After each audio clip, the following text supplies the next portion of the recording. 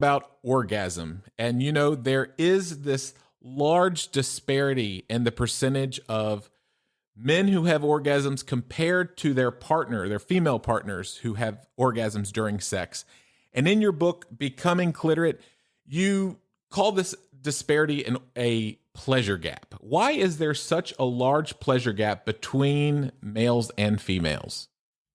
Such a good question. And yes, there is a huge disparity. I could get into the stats too if you want, but I'll get right into the reasons as you asked. And there's a lot of reasons, but the number one reason for the pleasure gap is our false belief that women should orgasm the same way men do through intercourse, Hmm. and our cultural overvaluing of intercourse and our parallel devaluing of clitoral stimulation, which is women's most reliable route to orgasm. Right. Now, if you would, just for the listeners, can you define for us what orgasm equality is? Absolutely. So, orgasm equality is the exact opposite of what we have now, which is the orgasm gap, where the men are having more orgasms than the women are. Orgasm equality, it doesn't mean you both have to orgasm every Mhm. time. It doesn't mean it has to be exactly equal. You keep a score chart.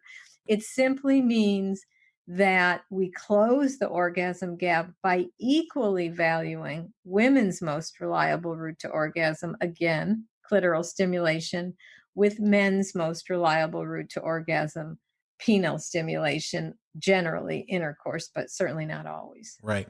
And that is, like you said, that's not to say that couples have to orgasm every time they have sex, because I know that sometimes that does lead to performance anxiety and other difficulties sexually functioning.